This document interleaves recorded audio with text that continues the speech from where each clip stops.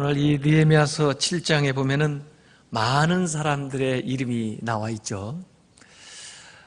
우리는 이름을 다 기억할 수도 없고 또 왜 이런 많은 사람의 이름이 필요한가 이렇게 생각하겠습니다만은 그만큼 이 느헤미야는 사람을 중시하는 사람이에요. 여기 7장에만 나온 게 아니고 느헤미야 3장에도 많은 사람들의 이름이 나왔었더랬습니다.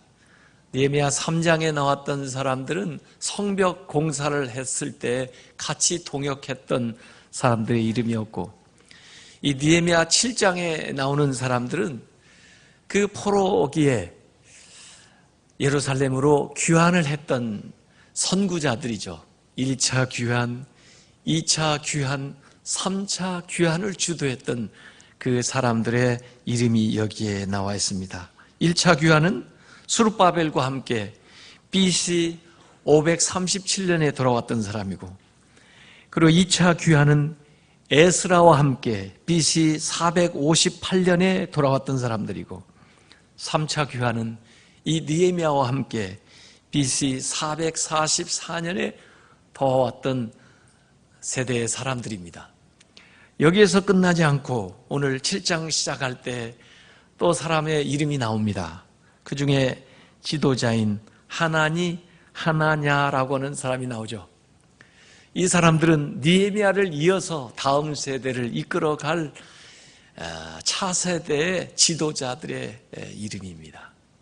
이 명단은 느헤미야 7장에만 나오는 게 아니고 에스라 2장에도 나와 있던 명단과 거의 비슷한데, 가문 대표, 그리고 지역, 직분 이렇게 따라서 42,360명의 그 숫자까지 해서 그 선구자들의 이름을 여기에 내놓고 있는 것입니다.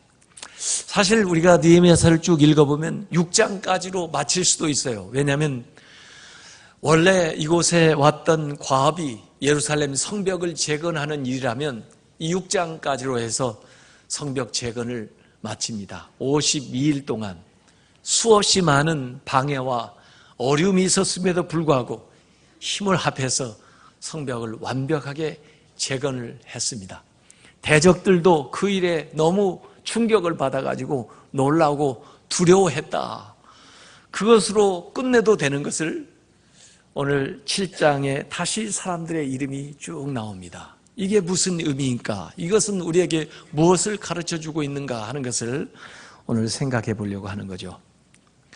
산의 정상에 도달하는 것도 굉장히 어렵습니다. 수많은 난관이 있었죠. 그렇지만 정상에 도달했다고 끝나는 게 아닙니다. 내려와야 되죠. 어떻게 보면은 내려오는 길이 중요하고 또 위험할 수 있어요. 잘 내려와야 되는 거죠. 올라가는데 너무 마음을 많이 쓴 나머지 내려올 걸 계획을 하지 못한다면은 아마 하산할 때 문제가 생길 수도 있습니다. 그러니까 오를 때는 내려올 것을 생각하면서 올라가야 되고, 잘 오른 사람들은 바르게 안전하게 내려와야 되는 거죠. 그래서 어찌 보면 인생이 은퇴할 때까지도 중요하지만 은퇴한 다음도 더 중요한 것 같아요. 이 엘리야 선지자를 우리가 잘 알고 있습니다만은 엘리야가 갈멜산에 올라갈 때까지 얼마나 대단했습니까? 많은 고초와 고난을 겪었고 또 갈멜산에서 대단한 승리를 얻었습니다. 850명의 아세라 바알 선지자를 척결하고 그 다음에 흉년 들었던 그 땅에 소낙비가 내리고 대성공을 이루었는데, 거기까지 아마 엘리야가 생각했는지 몰라요. 그런데 아니 웬걸 그 후에 이세벨이 엘리야를 죽이겠다고 하는 이야기를 듣고는 놀래가지고 브엘세바까지 도망가면서 그 앞에 했던 일들이 무색해질 정도로의 그 모습을 보여주고 말았습니다. 이 느헤미야는 그것과 완전히 다르게 정상에 오를 뿐만 아니라, 그리고 그 승리를 잘 조직화해가지고 한 번의 승리가 아니라 계속되는 승리가 될 수 있도록 영속화할 수 있는 그런 시스템을 구축하는 것이 바로 이 느헤미야 7장부터 나오는 기사입니다. 하나님의 도움으로 승리를 얻는 것도 중요하지만은 마무리를 잘해야 모든 것들이 잘 기록이 되고 유지가 될 수가 있는 거죠. 더구나 지금 느헤미야는 원래 이 예루살렘에 올 때 아넥사스다 왕한테 말미를 얻어가지고 왔어요. 생각보다 기간이 더 오래 걸렸지만은 이제는 어쨌든 약속대로 돌아가야 됩니다.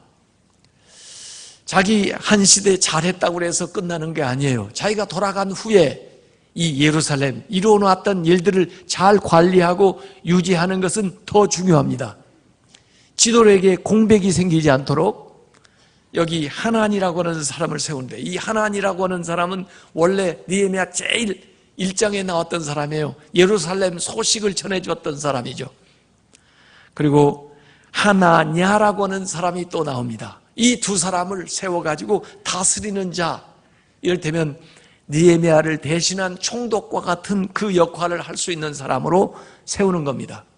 그 앞에 1절에는 문지기들도 세우고, 또 성전에서 노래하는 자들도 세우고, 또 성전에서 제사를 집전하는 레위인들도 세우고, 또 나중에는 파수꾼들도 세우고, 또 예루살렘 성 안에 사는 사람들이 많지 않아서 그 방비하는데, 또 그 도시가 제 기능을 갖추는데 부족한 면이 있기 때문에 사람들, 타 지역에 사는 사람들을 이주시켜가지고 예루살렘 성에 기거하도록 하고, 그들이 예루살렘 성전을 짓느라고 성벽을 공사하느라고 미처 자기 집을 건축하지 못했는데 이제 자기 집을 그곳에 짓고 터전을 삼아서 살아가도록 하는 그런 내면을 채우는 정책을 이 느헤미야가 해나가는 것입니다.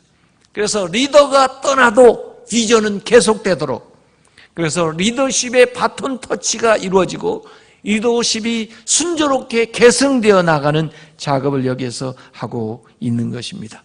이렇게 해서 인력을 배치하고 재정을 조직화해가지고 자기가 지금까지 해왔던 일들에 대한 후속 조치를 하는 기사가 바로 이 느헤미야 7장부터 나와 있는 거죠. 그렇기 때문에 우리 여기에서 배울 수 있는 지도력은, 영적인 지도자는, 참된 지도자는 잠재적인 지도자를 개발해서 세우는 사람이 진짜 지도자다 하는 것입니다. 혼자 일하지 않고 더불어 함께 일할 줄 알고, 그리고 다른 사람을 통해서 일할 줄 아는 사람이 진짜 지도자라는 거죠. 지도자를 세우는 데 있어서도 나름대로 기준이 있어요.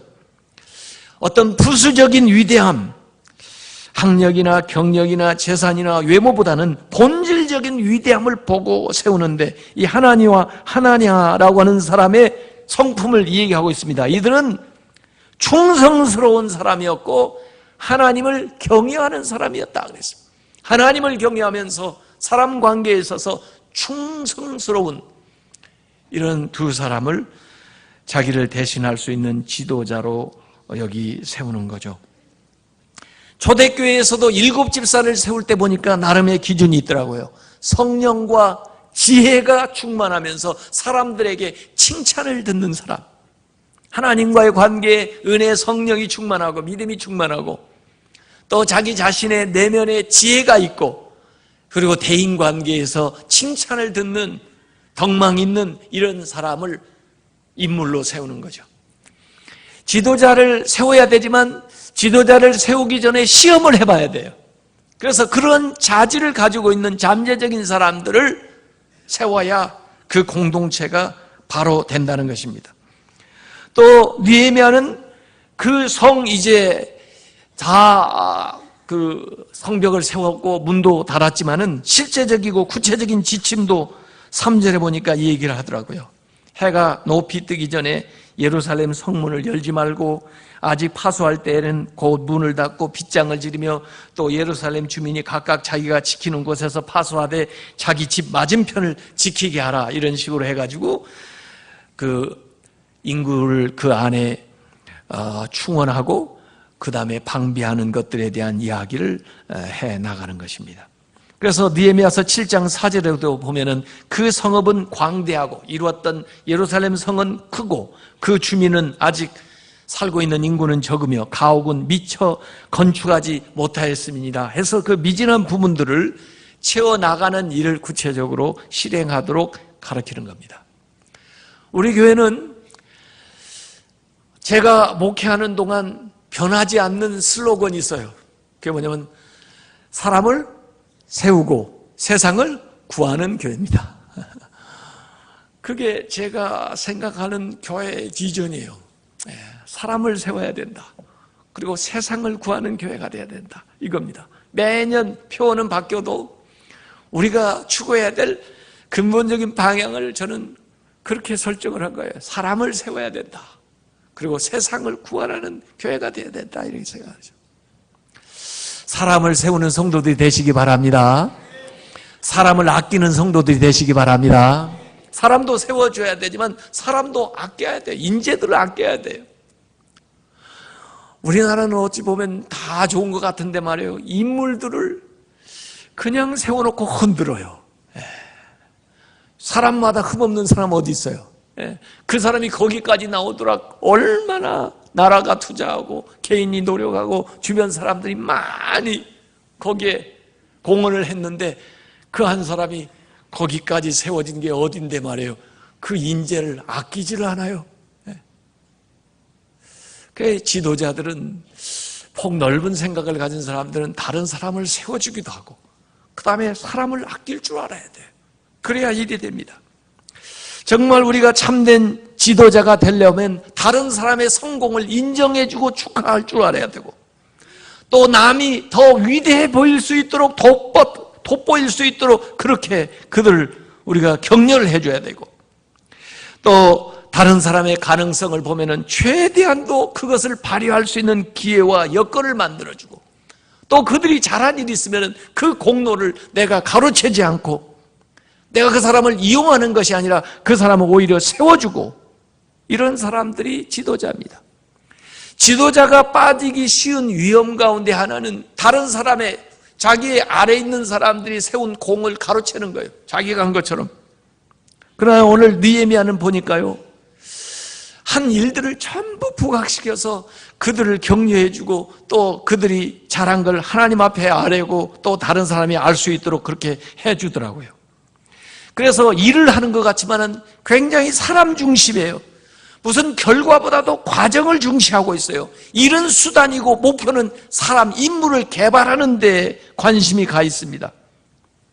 오늘 우리 교회가 어떤 건물이나 조직이나 프로그램보다도 더 중요한 건 사람이라고 하는 것을 여러분이 아시길 바랍니다. 그래서 느헤미야는 일을 하면서도 사역 중심이 아니라 사람 중심으로 그래서 어느 책보다도 이 짧은 책에 이름들이 굉장히 많이 나와 있어요. 그래서 동역관계지 경쟁 관계나 비교하는 관계가 아니에요.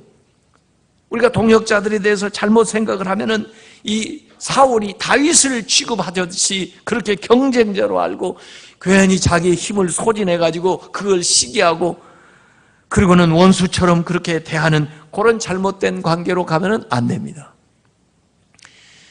지도자의 위험 가운데 또 하나는 일을 위임하지 못하고 혼자 모든 것을 다 하려고 하는 것도 잘못입니다. 위임할 줄 알아야죠. 나눠서 할 줄 알아야 되고 그 다음에 그 일을 책임지고 할 수 있도록 힘을 실어줘야 되고 그걸 엠파워먼트라고 그래요. 힘을 실어주는 거예요.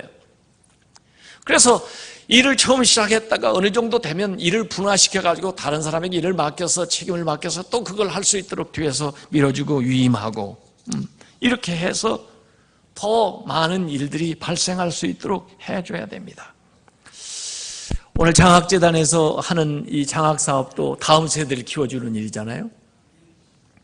또 우리 교회 어린이집도 지금 3개째 위탁을 받아가지고 심지어 구립 어린이집도 2개를 우리가 위탁을 받아서 우리가 설립한 거하고 3가지를 지금 하고 있는데요.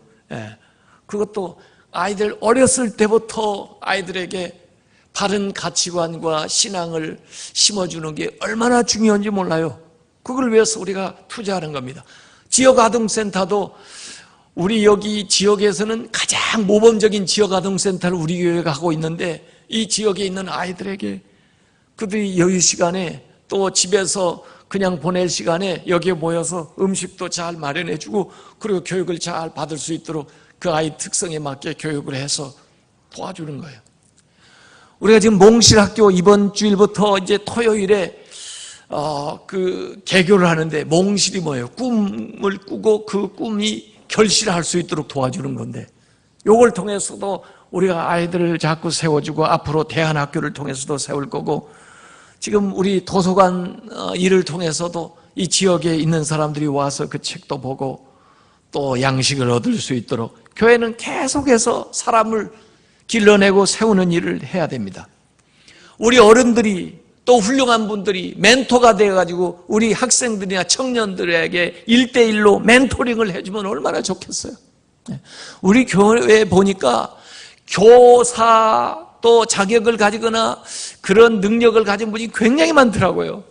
그런 분들이 아이들을 하나씩 맡아가지고 지도를 해주고 그렇게 해서 멘토링을 해주면은 다음 세대가 얼마나 활기차게 잘 커나가겠냐, 그런 얘기입니다.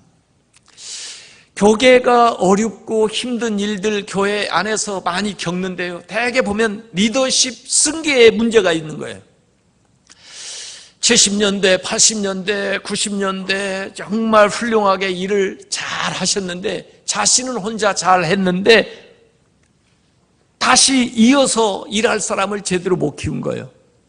또는 다른 사람을 데려다 놓고도 제대로 위임을 하지를 않는 거예요. 여전히 자기의 영향력을 계속 행사하려고 하는 거예요. 그래서 앞에 있었던 목사님과 후임 목사님 관계가 안 좋아요. 그래서 원로 목사님하고 담임 목사님하고 우리 교회처럼 관계 좋은 교회가 없습니다. 우리 교회는 정말 모델이에요. 근데 이게 왜 좋으냐면 우리 원로 목사님이 좋기 때문에 되는 거예요. 마음을 비우셨어요. 우리 원로 목사님 마음을 비우셨어요. 마음을 비우지 않으면 안 됩니다. 지금 많은 교회가 그분이 훌륭하게 위대한 일을 하셨음에도 불구하고 막판에 잘 안 되는 것은 마음을 비우지 않았기 때문에. 그래서 심지어 그럴 바에는 자기 자식 데려다 놓는 게 낫겠다, 그런 얘기가 교회 안에서 나오는 거예요. 리더십이 승계가 안 돼요. 그것 때문에 큰 교회, 소위 부흥한 교회들이 전부 다 어려움이 생기는 거예요. 사람을 세우지를 않고, 사람을 세워놓고도 위임을 제대로 하지 않기 때문에 문제가 생기는 것입니다.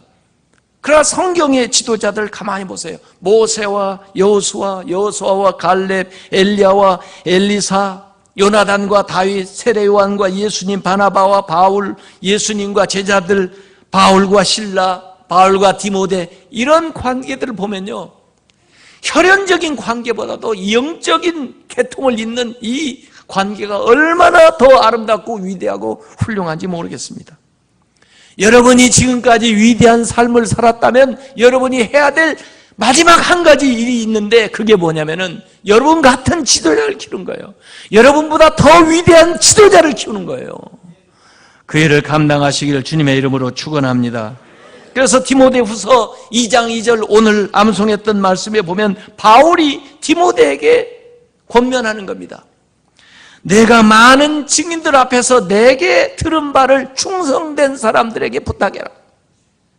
그러면 그들이 또 다른 사람들에게 가르칠 수 있다, 이게.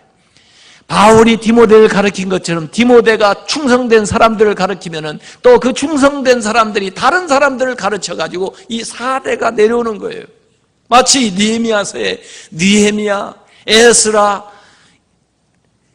스룹바벨부터 시작해서 스룹바벨, 에스라, 느헤미야, 하나냐 이렇게 내려오듯이 계속해서 하나님의 일은 갈수록 더 흥왕하고 더 잘되고 복을 받아야 됩니다. 그래서 우리가 리더십에 있어서 잭 웰치는 그런 얘기 하더라고요. 리더십 역량 가운데 30%는 후계자를 키우는데, 잠재적인 리더를 개발하는 데에 투입하라고 얘기를 하고 있어요. 여러분이 지도자가 되기까지, 아까 자 교수가 지도자가 되기까지의 과정을 한번 가만히 생각을 해보세요. 누군가 그에게 잠재적인 능력을 발견한 사람이 있습니다. 선생님이 발견했습니다. 또 어떤 주변의 사람이, 부모님이 그에게 능력을 발견했습니다. 야, 너는 지도자가 될 수 있을 거야. 너는 훌륭한 바이올리니스트가 될 수 있을 거야. 또 누군가 우리한테 투자를 했습니다. 그 필요한 교육을 시켜줬습니다. 유학을 보냈습니다. 필요한 악기를 사줬습니다. 공부할 수 있는 돈을 대어주었습니다. 누군가 투자하는 사람이 있었다고요. 그리고 누군가 우리를 믿고 거기에 걸맞는 자리를 주었다고요. 책임을 주었다고요. 위치를 주었다고요. 교수직을 주었다고요. 목회직을 할 수 있도록 자리를 내주었다고요. 그렇기 때문에 인물이 되는 것입니다. 여러분들이 앞으로 사람을 키우는 과정이 그런 거예요. 주변을 살펴보세요. 관심 가지고 지켜보세요. 그리고 그들의 재능을 발견하고 그 다음에 그 재능을 꽃피울 수 있도록 작은 것이라도 투자를 하게 되면 그 사람에게는 큰 힘이 되는 것이고, 그 다음에 준비해가지고 뭔가 공부해가지고 돌아온 사람이 있으면 잘 살펴가지고 그가 할 수 있는 적절한 위치와 자리를 마련해 주는 거예요. 그렇게 해서 그가 더 나아갈 수 있도록 우리가 뒷받침을 해줘야 되는 것입니다. 평강공주와 온달 이야기를 여러분이 잘 아실 거예요. 다른 사람들은 그 온달을 제대로 못 알아봤는데 평강공주가 그 온달한테 뭐라고 얘기합니까? 온달님은 성실하고 힘이 좋으니까 노력하면 틀림없이 훌륭한 장군이 될 수가 있을 거예요. 이 한마디에 힘을 얻어가지고 이 온달이 낮에는 활 쏘는 거, 칼 연습, 그리고 밤에는 책을 부지런히 읽고 그렇게 공부를 해서 결국 이 무명의 사나이가 결국은 으뜸가는 장수가 되었다는 거예요. 온달이 온달된 것은 평강공주의 그 기대와 신뢰 때문에 이렇게 되었다는 것입니다. 레오나르도 다빈치도 어렸을 때는 말썽을 많이 부리고 그렇게 지났나 봐요. 그래, 사람들한테는 따돌림 당하고 친구들한테는 이 엉뚱한 애라고 그렇게 놀림을 받았는데, 그래도 할머니는 이 레오나르도 다빈치를 항상 믿고 격려하는 얘기를 했습니다. 너는 굉장히 창의적인 애야. 무슨 일이든지 앞으로 큰 일을 할 거야. 난 널 믿는다. 잘해. 이렇게 할머니가 늘 격려해 주었기 때문에 이 레오나르도 다빈치가 정말 위대한 예술가가 되고 조각가가 되고 건축가가 되는 거죠. 나다나엘 호돈이라고 하는 사람이 원래는 세관에서 세리로 일했던 사람인데, 세무 관리하는 일을 했는데 거기에서도 실직당한 거예요. 집에 돌아와가지고 시무룩해 보이는데 그 부인이 웬일이냐고, 무슨 일이냐고, 아, 나 오늘 해고당했다고, 이제는 살 길이 막막하다고. 그런데도 부인은 아주 깊은 표정으로 잘 됐다고, 난 이때를 기다렸다고 그러면서, 당신이 원래 글 쓰는 재주가 있잖아. 그러니까 이제부터는 다른 거 생각하지 말고 글이나 쓰라고. 아니, 어떻게 먹고 살라고? 먹고 살 길이 막막한데, 아, 내가 그럴 줄 알고 나는 이전부터 당신이 언젠가는 천재적인 그 작가가 될 줄 알고 생활비 중에 일부를 떼어가지고 지금 저 서랍에 내가 모아놓은 게 있는데 그 돈 가지면 1년은 충분히 우리가 먹고 살 수 있을 테니까 다른 거 생각하지 말고 당신은 글 쓰는 일에만 전념을 하고. 그래가지고 이 나다나엘 호돈이 쓴 책이 스칼렛 레터, 주홍 글자라고 하는 아주 그 부류의 명작을 남기면서 세계 위대한 문학가가 되었습니다. 이 부인 소피아의 그 신뢰로 말미암아서 이 사람이 위대한 작가가 된 거예요. 여러분, 그 미국의 피그말리온 이펙트라고 하는 이론이 있어요. 이 심리학 이론인데 하버드 대학 그 로버트 로젠탈 교수가 실제로 실험을 해가지고 발표한 그건데, 교장 선생님이 학급을 하나 어느 교사에게 맡기면서 이 얘기하는 겁니다. 난 당신을 믿기 때문에 우리 이 학년 중에서 제일 우수한 아이들만 모아가지고 특별한 클래스를 만들었는데 당신을 그 학급에 그 담임으로 내가 임명을 한다고. 이 아이들 좀 잘 키워서 훌륭한 인물로 좀 만들어 보라고. 그러니까 이 선생님이 너무 기분이 좋은 거예요. 아유, 교장 선생님이 나한테 이렇게 훌륭한 애들, 나를 인정해가지고 맡겨주시다니 열심히 해야지. 그 애들한테도, 얘들아, 너희들이 누군지 알아? 너희들은 특별한 애들이야. 우리 학교에서 뽑힌 애들이야. 앞으로 열심히 잘 하자고. 그렇게 해서 여기서 훌륭한 사람들 많이 나올 거야. 그러고 1년을 가르쳤더니요. 정말 이 클래스가 다른 반보다 월등하게 모든 면에서 좋아진 겁니다. 근데 사실은 어떻게 된 줄 아세요? 원래 우수한 아이들을 뽑은 게 아니고 똑같은 반인데 교장 선생님이 그 담임 선생님에게 그 말을 그냥 해줬을 뿐이에요. 그런데 그 담임 선생님이 그 기대를 아이들에게 심어주면서부터 그 효과가 일어났다는 거예요. 그래서 거기서 나온 말이 피그말리온 효과라는 거예요. 아이들에게 기대하면 기대할 만큼의 효과가 나온다는 거예요. 그래서 그 피그말리온 효과는 잠재력을 믿게 되면 아이들에 대한 애정과 기대가 커지고 또 그 아이들은 그 기대와 애정을 받게 되니까 그것에 더 부응하기 위해서 더 많이 노력하게 되고 그래서 더 좋은 결과가 나오게 되고 그러니까 또 그걸 보면서 선생님은 또 그 아이들을 더 기대하게 되고 이것이 순환되면서 위대한 사람이 나온다 하는 것이 피그말리온 효과예요. 여러분, 새로운 사람들을 발굴하기 위해서 여러분들이 노력을 하시고 그 지도자가 될 수 있는 사람들을 위해서 무언가를 투자하시고 또 그들을 믿고 맡기시길 바랍니다. 나는 너를 믿는다. 내가 잘할 줄 믿는다. 이런 식으로 격려를 해주세요. 예수님도 보니까 12사람 주로 어부 출신인데 그들을 부를 때부터 그들에게 비전을 심어주고 그들과 같이 생활하시면서 그들을 격려하고 또 예수님이 하는 걸 몸소 보여주시고 그리고 실습도 시키고 그리고 나중에 그들에게 기대를 하면서 그들에게 맡겨줄 때 그 12제자가 변해서 이렇게 위대한 기독교의 역사를 이루어 오게 된 것을 믿으시길 바랍니다.